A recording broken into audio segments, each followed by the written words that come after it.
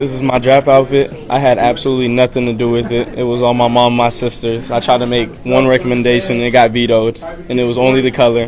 But I'm grateful because it came out amazing. We have the Elia here. It's a tattoo I have on my wrist, matching with my mom. My mom's is in my handwriting, and this is in her handwriting, and I have it right here as well. I have the "I love you for infinity." It's a family tattoo. I'm very involved in the deaf community. My grandmother's deaf, was a principal at the California School for the Deaf. And then I also have LKF on the back of it. And that's something from my dad and my father's side of the family. It means lay low, keep firing. I just can't be bothered, and this is why the NBA is so weak right now. They're super soft soy boy Teletubby bunnies oozing feminine energy. They up here showing up trying to match their mama, got their mama and sisters dressing them in feminine blouses. I mean, try his best to be a bad beast so bad. Like, what's really good? He pulled up to the NBA draft looking like his mama. I mean, if this little outfit was designed for Coach Carter, okay, I will get it. This is Coach Carter style. But a man looking all dainty is just not the business. Sir, I order you to donate this outfit to Coach Carter. Fire your mama and your sister too, because this right here is indicative of how your life decisions will go moving forward. Not even being able to voice your own opinion about your own image. His image controlled by some women completely dominating him. I mean, effeminizing him. This is my draft outfit. I had absolutely nothing to do with it. It was all my mom and my sisters. I tried to make one recommendation and it got vetoed. No, sir, this is not a good look. And then this whole spiel he was giving, explaining it the whole night on the red carpet, was also a bad look. You look like some dude's little girlfriend. And you sound like your mama and your sister been punking you out for a while. It was all my mom and my sisters. I tried to make one recommendation and it got vetoed. And I know I couldn't stand when Brittany Griner was saying she could play in the NBA with the men, but today, I gotta give it to Brittany. Or Britton, whatever she want to be called today. I think Brittany is more masculine than this little Pop-Tart right here. Yeah, Brittany Griner. I don't know, Brittany, you might be right because this is how dainty the NBA draft is looking these days. Very demure. You see how I do my makeup for work? Very demure, very mindful. I mean, for real, when I saw this and heard him talking about how his sister and mama forced this on him and he couldn't say a word when he tried to change something, they basically beat him down and made him shut up. He told this story multiple times on the red carpet that night, bringing up all these bossy, dominating, masculine women in his family, feminizing him as if he was whistleblowing to the NBA. Like, look at me, I can be your perfect princess. Just give me a chance. I mean, I was totally disgusted. So while everybody else was going in about a whole bunch of other stuff, this right here was probably the most annoying part of the draft. The constant emasculation of men. It's crazy. It's crazy, but I don't even know, man. My mind everywhere right now, man. And although this one right here was interesting, they made sure to throw the camera in his face and make him cry about his mama and the poor island life he had growing up with no electricity for 7 years. Long nights, I'm telling you, I lived off a generator. I ain't had no electricity, I lived off a generator for 7 years. Man, seeing what she had to go through to feed us, man. It's crazy. It's crazy, but I don't even know, man. My mind everywhere right now, man. Sounds like a very traumatizing life, but this is what they lift up. Like, oh, we got this big old 6-foot jumbo whatever giant crying like Tickle Me Elmo. Listen, I don't care how much emotion you got building up in you or what country you came from. Don't let these people put no camera in your face and start crying like this. You stand 10 toes down like a man, sitting up here snotting and crying in front of these people, letting them break you down. Like, no, go cry with your family or in your personal space, but don't get your big old butt on TV and crumble like this. It's crazy. It's crazy, but I don't even know, man. They put the camera in front of them to cry over their mama, but when you have a guy with a dad completely responsible for his genes, his name, a legend in his own right, that played in the NBA, they only prop him up to trash his dad and disrespect him. You have one of the most iconic NBA names here, but tell me, what do you do better than your dad? Everything. I mean, my dad was definitely was a great player. I mean, my dad scored the ball, passed the ball, played defense, but I think I like to always have the utmost confidence in myself. So I'm just saying I'm a little better at everything than him, except for jumping. He might have jumping over me. Okay. But besides from that, I got myself.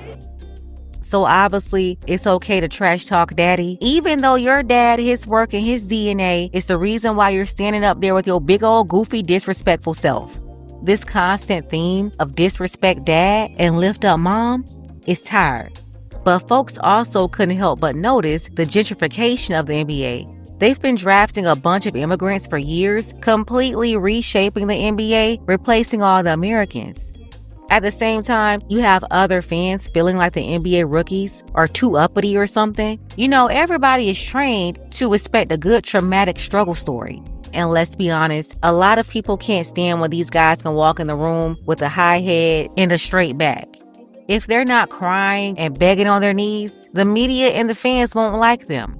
Now, this clip right here is making its way around social media. It's the moment South Carolina's Kyler Murray Boyles was selected in the draft by Toronto.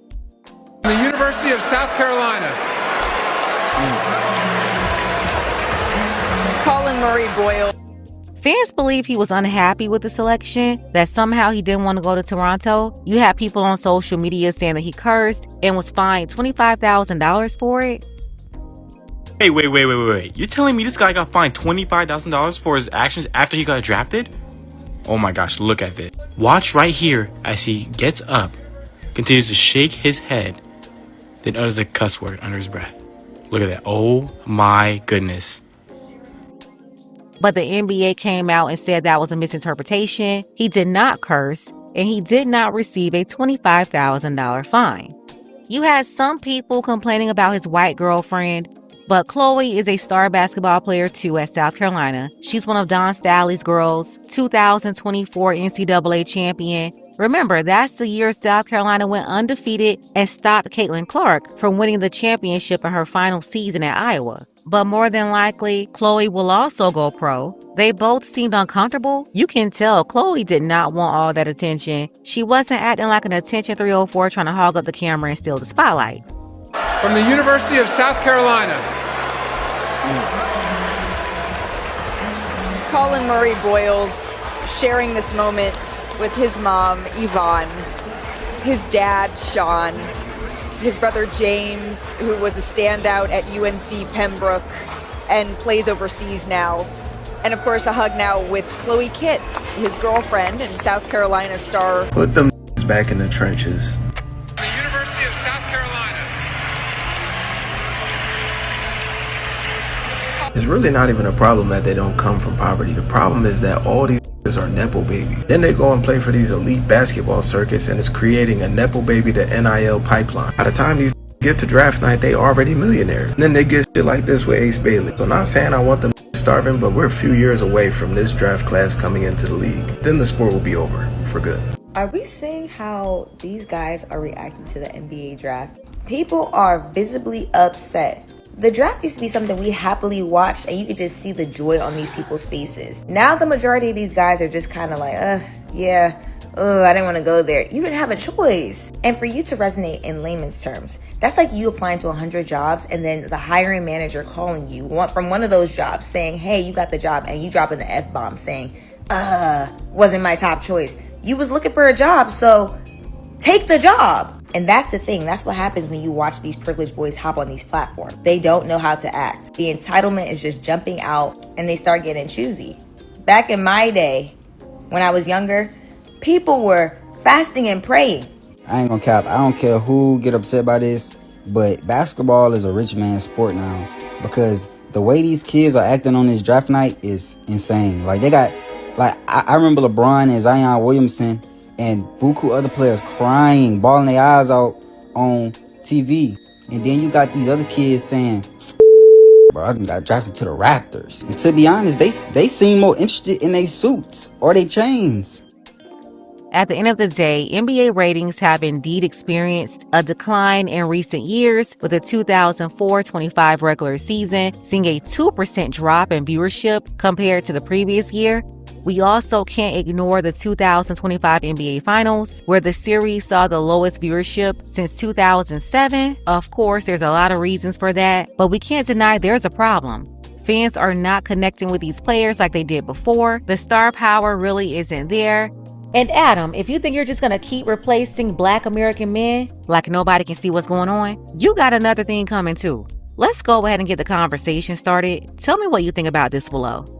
I want to thank everybody who supported this channel. You can show your support as well. The link to PayPal is below. Ladies, fellas, want a balanced analysis, want the truth from a woman's perspective? Then you're going to want to subscribe to this channel and don't forget to like and share.